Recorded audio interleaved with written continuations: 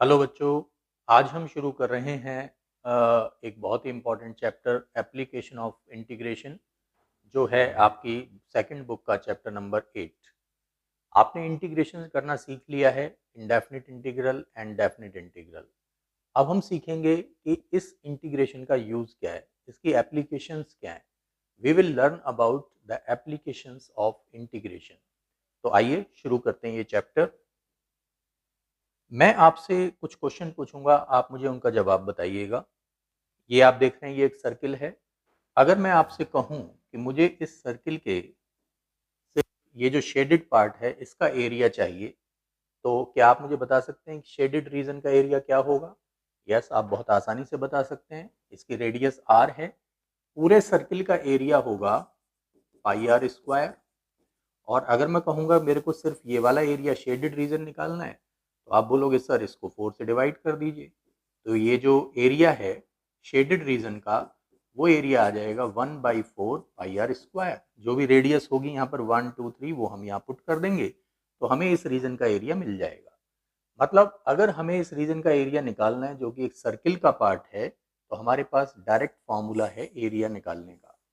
लेकिन अगर मैं आपसे कहता हूं कि ये इलिप्स है, आपको इस इलिप्स का ये जो शेडेड रीजन है इसका एरिया आपको निकालना है, तो इसका एरिया निकालने के लिए डायरेक्ट कोई फॉर्मूला हमारे पास मैथमेटिक्स में अब तक हमने नहीं पढ़ा। तो ऐसी फिगर्स जिनका एरिया निकालने का डायरेक्ट फॉर्मूला हमारे पास नहीं है, या ऐसे कर्व जिनको जब हम ड्रॉ करते हैं तो उनसे जो फिगर बनती हैं उनका हम डायरेक्ट एरिया नहीं निकाल सकते, तो उन रीजंस का एरिया निकालने के लिए जो मेथड हम यूज़ करते हैं वो है इंटीग्रेशन।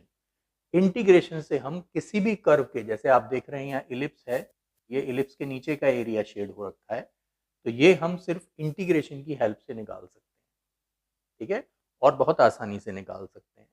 तो किस तरह निकालेंगे हम ये area with the help of integration, ये हम इस चैप्टर में सीखेंगे।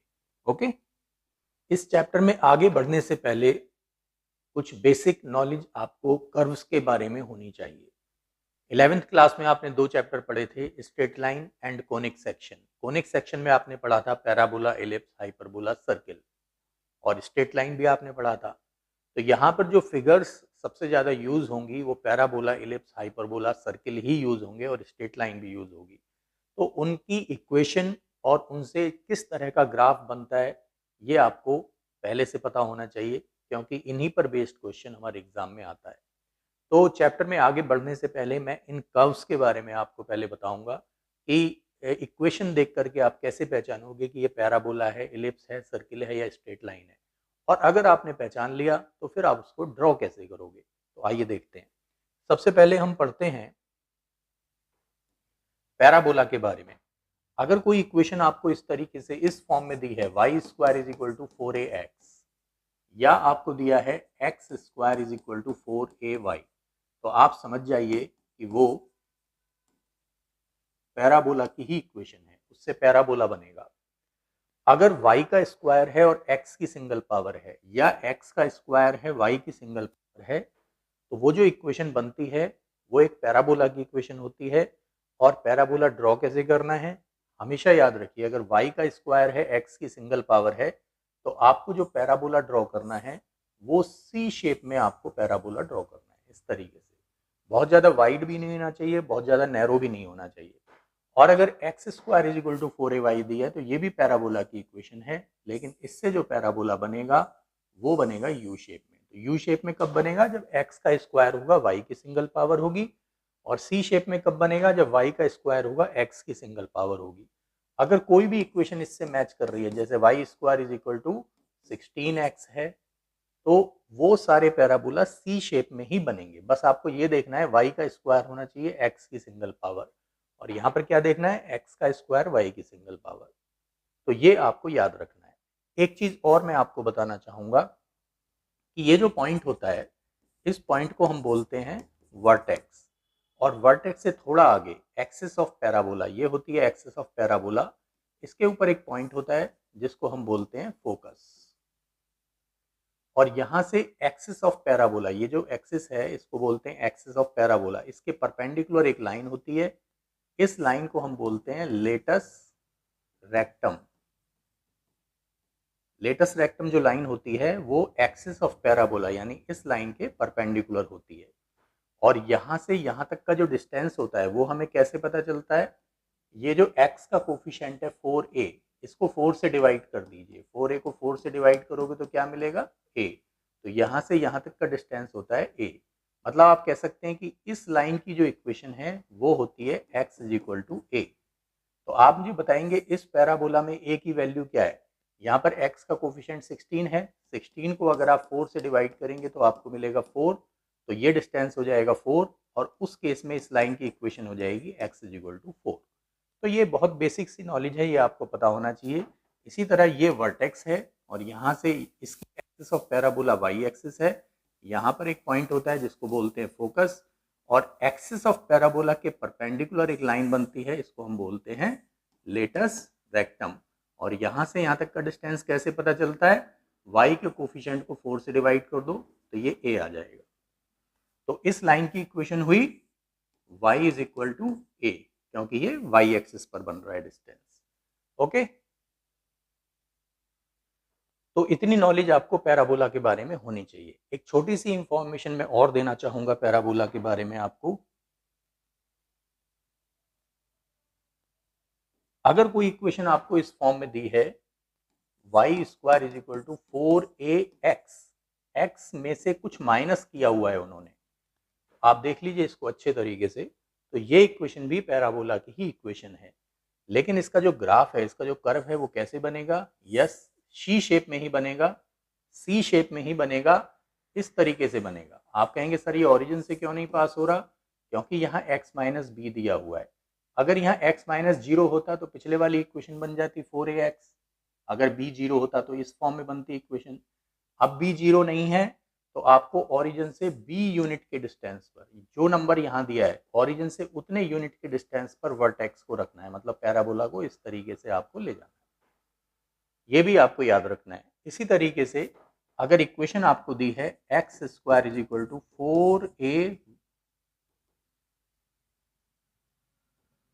4ay - b, तो ये जो पैराबोला है ये यू शेप में बनेगा, लेकिन ये थोड़ा सा ऊपर की तरफ शिफ्ट होके बनेगा। ये डिस्टेंस होगा b, यहाँ पर जो नंबर दिया है इसको हम बोलते हैं शिफ्टेड पैराबोला।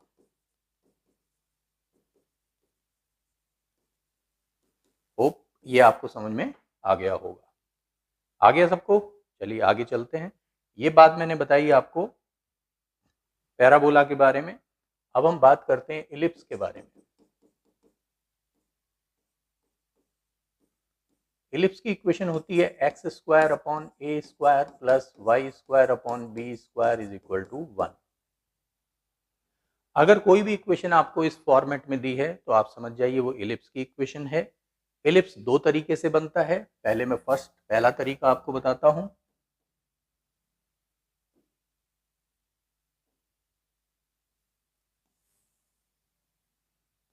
इलिप्स आप तरीके से बनाना है।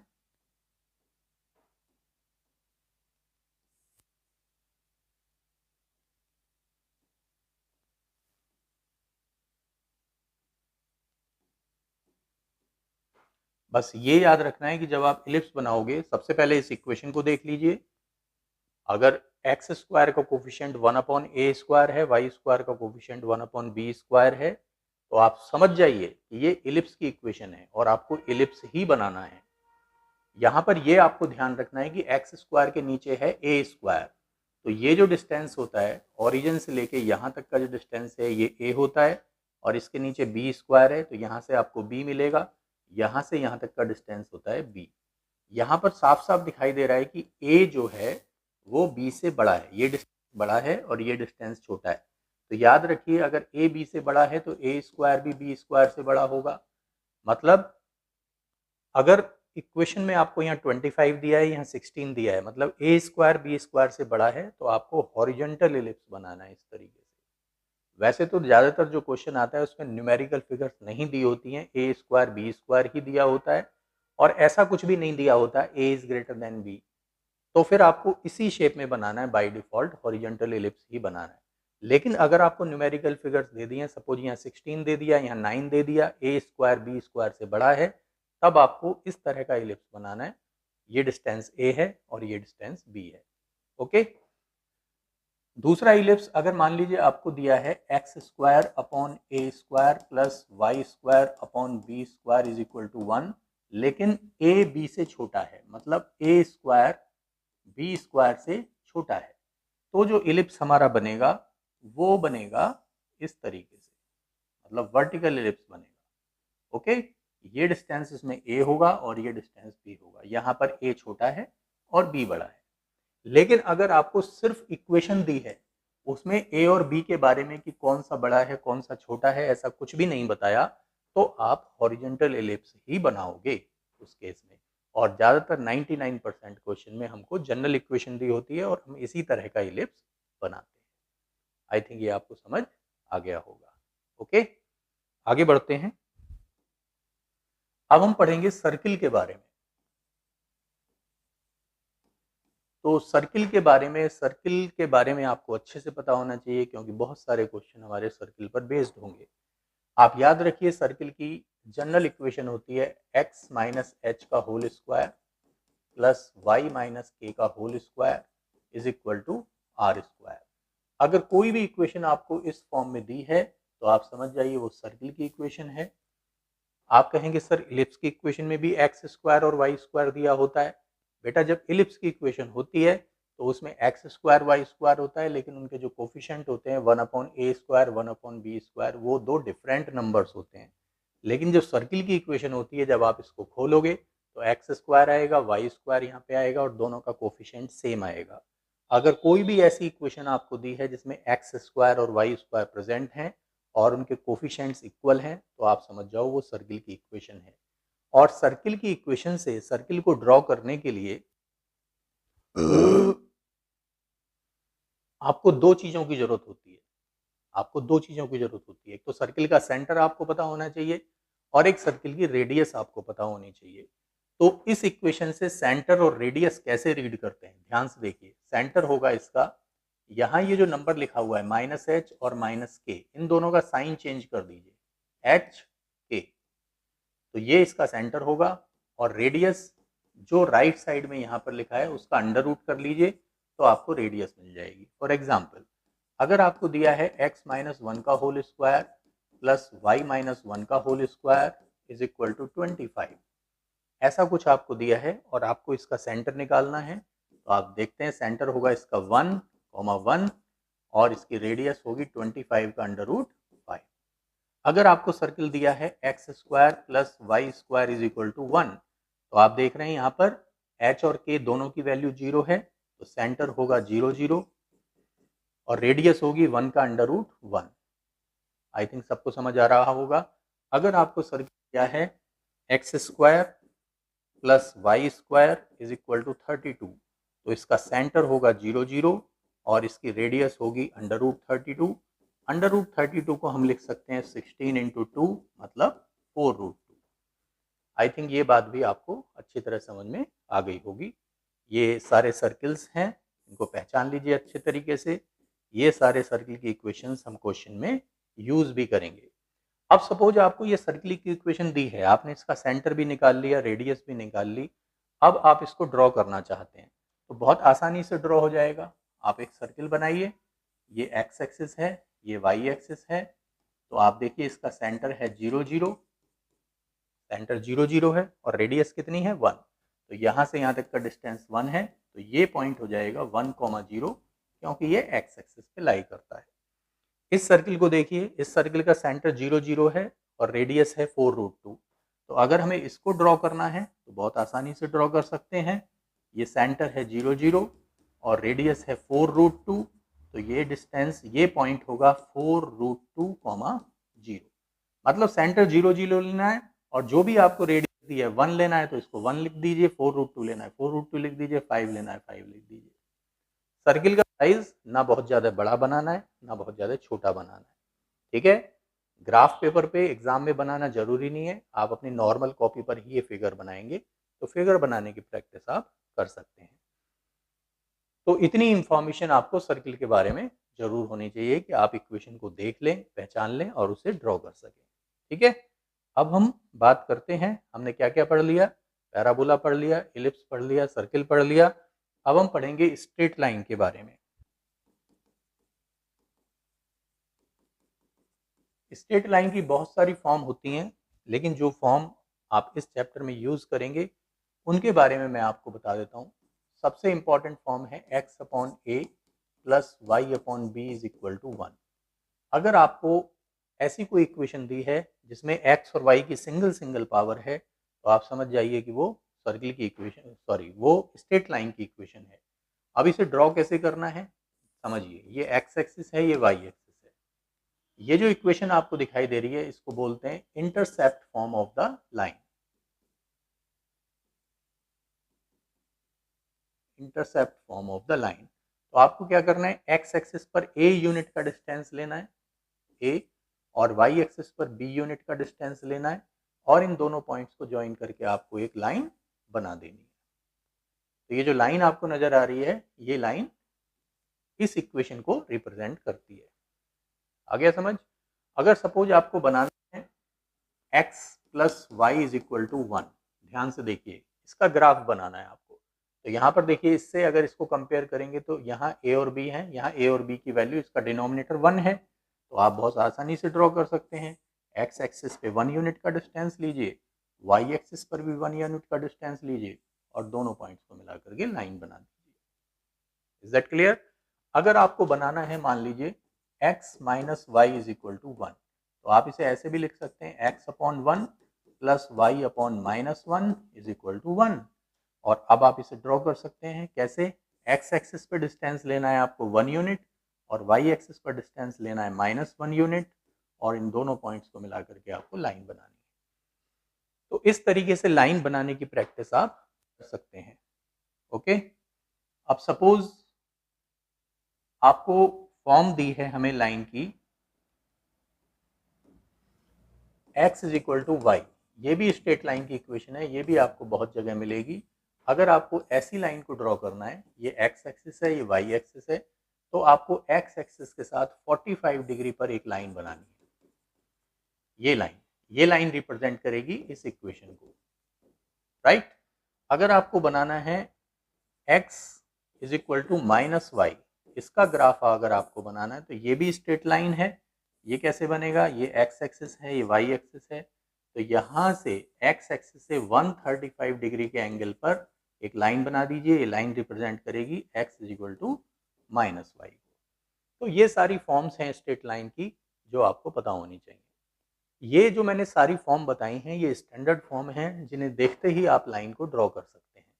लेकिन कुछ लाइंस ऐसी होती हैं जिनको आप देख कर ड्रॉ नहीं कर सकते।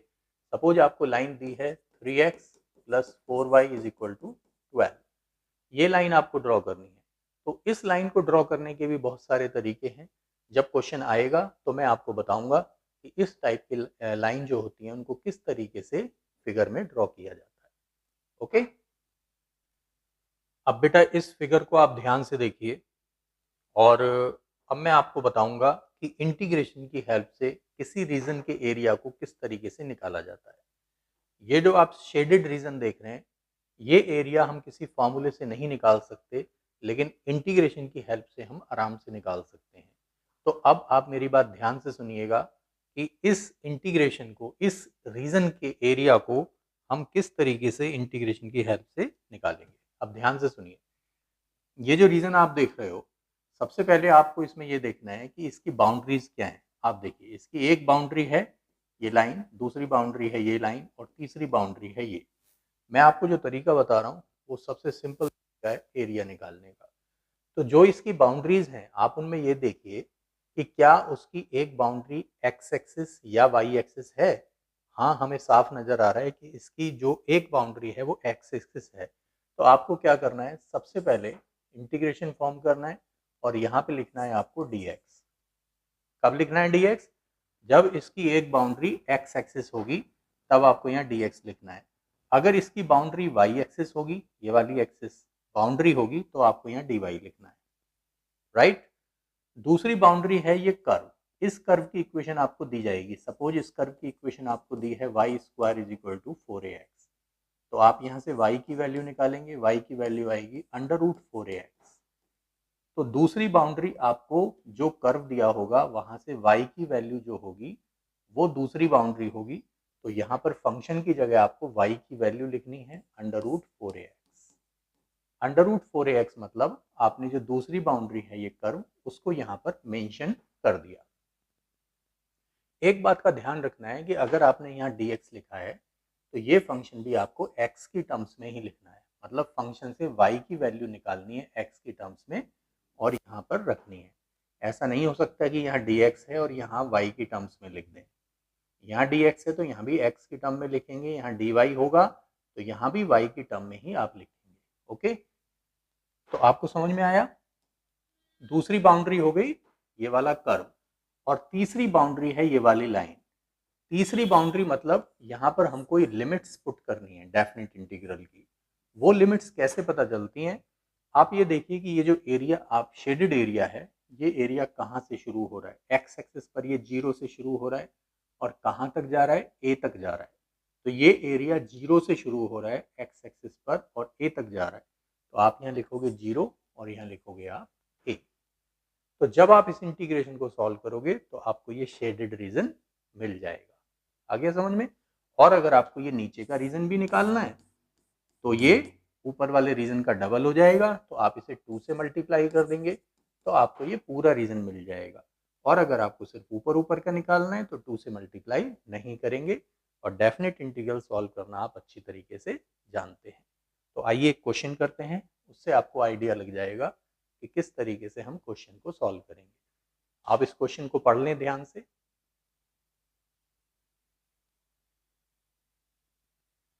किसी भी क्वेश्चन को सॉल्व करने के लिए पहले हम उसकी फिगर बनाएंगे with the information given in the question, और जब फिगर बन जाएगी तब उसकी बाउंड्रीज के हिसाब से हम इंटीग्रेशन फॉर्म करेंगे और फिर हम उसको सॉल्व कर लेंगे। तो आप देखिए यहाँ पर जो इक्वेशंस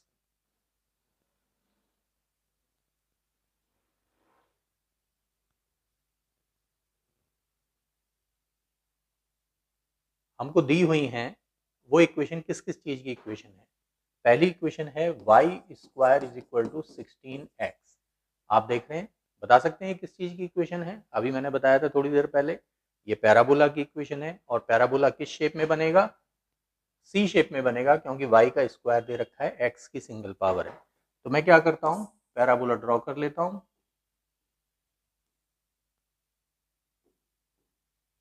तो आई ड्रॉ अ पैराबोला।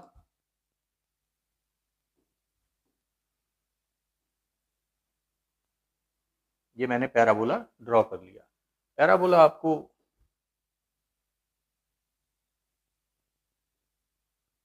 ये मैंने पैराबोला ड्रॉ कर लिया।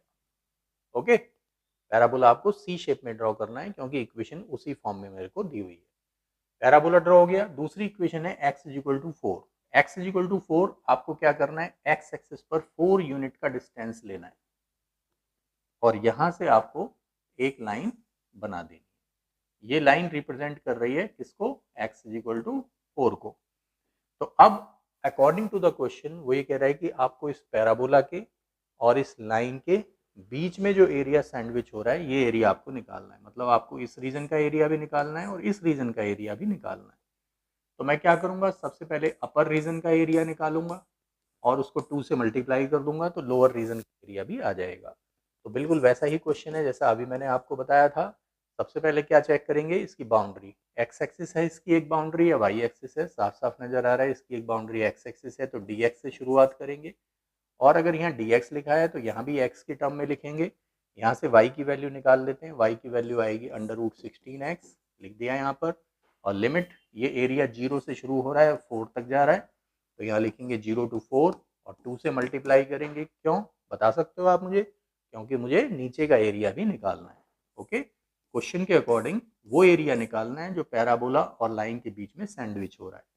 तो इसको अपन लोग सॉल्व करेंगे, मैं आपको सॉल्व करके दिखा देता हूँ। 2 ये अंडर रूट 16, 4 को भी बाहर ले लेते हैं, बचेगा रूट एक्स।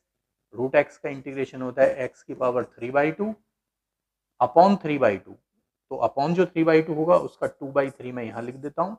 लिमिट है 0 से लेके 4 तक। इसको अपन लोग सॉल्व करेंगे। दिस इज 16/3, ये है, पहले मैं 4 रखूंगा, 4 की power 3/2 minus 0, and this is 16/3 into 4 की पावर 3/2 क्या होता है, 4 को मैं लिख सकता हूँ 2 की पावर 2 की पावर 3/2, 2 से 2 कट जाएगा, 2 की पावर 3 बचेगा, वो होगा 8। तो आंसर आएगा 128/3 स्क्वायर यूनिट्स आपको लास्ट में जरूर लिखना है। आई थिंक सबको समझ आ गया होगा। चलते हैं नेक्स्ट क्वेश्चन की तरफ। तो इसको अगर आप ध्यान से देखेंगे तो यहाँ इक्वेशन है y is equal to x square और दूसरी इक्वेशन है y इज इक्वल टू 4। तो यहाँ पर भी this is the equation of parabola and this is straight line. लेकिन यहाँ पर जो पैराबोला है उसको ध्यान से देखिए, x का स्क्वायर है और y की सिंगल पावर है। तो ये मैं आपको ऑलरेडी बता चुका हूँ कि इस टाइप का जो पैराबोला होता है वो यू शेप में बनता है। इसकी आपको इसमें कोई कन्फ्यूजन दूर दूर तक नहीं होना चाहिए। तो मैं क्या करता हूँ, यू शेप में एक पैराबोला बना लेता हूँ। ये पैराबोला बन गया यू शेप में। ओके, अब लाइन है y इज इक्वल टू 4। देखिए जब x इज इक्वल टू 4 था तो मैंने x एक्सिस पर 4 यूनिट काउंट किए थे, और y इज इक्वल टू 4 है तो मैं y एक्सिस पर 4 यूनिट काउंट करूंगा, 1 2 3 4, और यहाँ पर मैं एक लाइन ड्रॉ कर दूंगा। ये लाइन मैंने ड्रॉ कर दी, और अब आप देखिए मुझे बताइए कौन सा एरिया मेरे को फाइंड आउट करना चाहिए। जो पैराबोला और लाइन के बीच में सैंडविच हो रहा है वो है ये वाला एरिया। ये पूरा एरिया मेरे को निकालना है, ये पूरा एरिया, इधर का भी और इधर का भी। तो पहले मैं ये वाला एरिया निकालूंगा और उसको 2 से कर दूंगा मल्टीप्लाई। तो अब आप मुझे बता सकते हैं कि जो मैंने एरिया शेड किया है इसको निकालने के लिए इसका इंटीग्रेशन फॉर्म होगा, तो मैं dx लिखूं या dy लिखूं। आप ध्यान से देखिए इसकी 3 बाउंड्री हैं, 1 2 और 3। तो इन बाउंड्री में x एक्सिस इसकी बाउंड्री है या y एक्सिस, साफ साफ नजर आ रहा है y एक्सिस इसकी बाउंड्री है। अब मैं क्या करूंगा, एक बाउंड्री मैंने लिख दी y एक्सिस, मतलब ये वाली बाउंड्री। दूसरी बाउंड्री ये कर्व है, तो मैं कर्व पे जाता हूं और यहाँ से अगर मैंने यहाँ dy लिखा है तो यहाँ भी y की टर्म में लिखना है, याद रखना। तो यहाँ से x की वैल्यू उठा लो, वो आएगी √y, और जो लिमिट आपको लिखनी है वो भी आपको y एक्सिस पर लिखनी है। y एक्सिस पे 0 से शुरू हो रही है, 1 2 3 और 4 तक जा रही है, तो लिमिट होगी 0 से लेके 4 तक। 2 से करूंगा मल्टीप्लाई क्योंकि मुझे इधर का एरिया भी निकालना है। इसको अपन लोग सॉल्व कर लेते हैं। Area is equal to twice of √y का इंटीग्रेशन होता है y की पावर 3/2 अपॉन 3/2, तो उसका 2/3 यहाँ आ जाएगा। लिमिट है 0 to 4, इसको सॉल्व करेंगे, 4/3, 4 की power 3/2 minus 0। So after solving it 4/3 into, जैसे पीछे सॉल्व किया था इसकी वैल्यू आई थी 8, तो ये आएगा 32/3 square units. So this is the answer, you can check it. आगे सबको समझ? चलिए एक क्वेश्चन और करते हैं। Everyone look at this question. इसमें जो इक्वेशंस इन्वॉल्व हैं, एक पैराबोला की इक्वेशन है और लेटस रेक्टम है। तो मैं आपको ऑलरेडी बता चुका हूँ, पैराबोला के बारे में भी बता चुका हूँ और लेटस रेक्टम के बारे में भी मैं आपको बता चुका हूँ। तो यहाँ पर जो पैराबोला बनेगा वो किस शेप में पैराबोला बनेगा, आप मुझे बता सकते हैं? पैराबोला बनने वाला है सी शेप में, क्योंकि y square is equal to 4ax। जो पैराबोला होता है वो सी शेप में ही बनता है, ऐसे बनेगा पैराबोला। और इसमें बोला है लेटस रेक्टम। आप पीछे जाइए वीडियो में और देखिए कि मैंने लेटस रेक्टम के बारे में आपको क्या बताया था। आप लेटस रेक्टम, ये जो एक्स एक्सिस है ये वाई एक्सिस है, जो लाइन पैराबोला के बीच में से जाती है उसको बोला जाता है एक्सिस ऑफ पैराबोला। याद रखिए लेटस रेक्टम जो होता है वो एक्सिस ऑफ पैराबोला के परपेंडिकुलर एक लाइन होती है, और वो कहां से जाती है, वो जाती है फोकस से। मतलब ये जो लाइन आप देख रहे हो ये लाइन है लेटस रेक्टम। अब आप कहेंगे सर फोकस को आपने यहाँ कैसे मार्क कर दिया, ओरिजिन से कितनी दूरी पर मार्क किया, वो भी मैंने आपको बताया था। ये जो x का कोफिशिएंट है 4a, x का कोफिशिएंट है 4a, इस 4a को कर दीजिए 4 से डिवाइड तो आपको मिलेगा a, तो ये डिस्टेंस आएगा a। तो क्वेश्चन के अकॉर्डिंग आपको इस पैराबोला के और इस लेटस रेक्टम के बीच का एरिया निकालना है। तो बिल्कुल वैसा ही क्वेश्चन है, पहले मैं इस रीजन का एरिया निकालूंगा और उसको डबल कर दूंगा। तो एरिया होगा, बताइए, इसकी एक बाउंड्री एक्स एक्सिस है या वाई एक्सिस है? एक्स एक्सिस है तो मैं डी एक्स लिखूंगा। कर्व पे जाऊंगा, यहाँ से y की वैल्यू उठाऊंगा, y की वैल्यू आएगी √4ax, राइट। और लिमिट कहाँ से कहाँ तक होगी? लिमिट इसकी होगी 0 से शुरू और a तक, 0 to a, और 2 से कर दूंगा इसको मल्टीप्लाई, क्योंकि मुझे नीचे का एरिया भी निकालना है। तो इसको अपन लोग सॉल्व करेंगे और हमें आंसर मिल जाएगा। आप खुद सॉल्व करिए इसको। ये √4ax है तो पहले 4 का √2 बाहर आएगा, √a भी बाहर आ जाएगा। √x का इंटीग्रेशन होता है x की पावर 3/2 और यहाँ 2/3 आ जाएगा। लिमिट होगी 0 to a, तो दिस इज 8 √a/3 और इसको ये है a की power 3/2 - 0। So this is 8, √a को मैं लिख सकता हूँ a की पावर 1/2/3 और ये है a की पावर 3/2।